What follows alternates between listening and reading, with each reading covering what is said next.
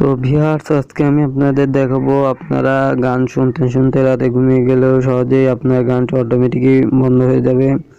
তো তার জন্য আপনাদের কোনো কিছু করতে হবে না, জাস্ট একটি অ্যাপ্লিকেশন ইনস্টল করতে হবে। তো অ্যাপ্লিকেশনটি ইনস্টল করার জন্য আপনারা প্লে স্টোর দেখতে পাচ্ছেন, তো প্লে স্টোরে চলে যাবেন। তো প্লে স্টোরে যাওয়ার পর আপনারা আপনার প্লে স্টোরে সার্চ অপশনে গিয়ে সার্চ করবেন অ্যাপস অফ টাইমার লিখে সার্চ করার সাথে সাথে যে দেখতে পাচ্ছেন, এই যে দেখতে পাচ্ছেন একটা অ্যাপস। তো এই অ্যাপসটি আপনারা সবাই ইনস্টল করে নেবেন। তো আমি অ্যাপসটি যেহেতু ইনস্টল করা আছে, তো আমি এটি ওপেন করে দেখিয়ে দিচ্ছি। তো ওপেন করার সাথে সাথে আপনাদের সামনে এরকম ইন্টারফেস শো করবে। তো আপনারা যে মিউজিক প্লেয়ার আছে, যে সফটওয়্যারটি, এখানে দেখবেন আপনার যে মিউজিকের যে প্লেয়ারটি আছে, তো দেখতে পাচ্ছেন যে মিউজিক প্লেয়ার আমার। তো এটি আপনারা এই যে দেখতে পাচ্ছেন যে প্রথম যে অপশনটি, তো এখানে আপনারা ক্লিক করে দিবেন। তো আমি এখানে ক্লিক করছি। ক্লিক করার সাথে সাথে দেখতে পাচ্ছেন যে এখানে অফ টাইমার এবং ওয়াচিং টাইম এখানে লেখা যেতে, তো আপনারা ওইখানে ক্লিক করে দিবেন। ক্লিক করার সাথে সাথে এরকম একটা পেজ চলে আসবে। তো আসার পর আপনারা দেখতে পাচ্ছেন যে এই যে প্রথম যে অপশনটি দেখতে পাচ্ছেন, তো এইখানে আপনারা এই বাটনটি এনাবল করে দিবেন। তো আমি বাটনটি এনাবল করে দিচ্ছি। দেওয়ার পর আপনারা দেখতে পাচ্ছেন যে এখানে টাইমের একটা অপশন চলে এসেছে, তো এখানে ক্লিক করে দিবেন।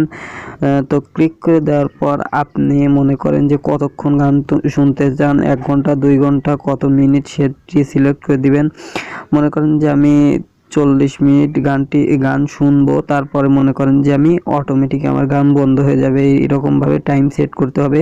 তো আমি মনে করেন যে 40 মিনিট গান শোনার পর আর শুনবো না, তো 40 মিনিট আপনার এই অ্যাপসটি ওপেন থাকবে, তারপর অটোমেটিক আপনাকে বন্ধ করে দিবে।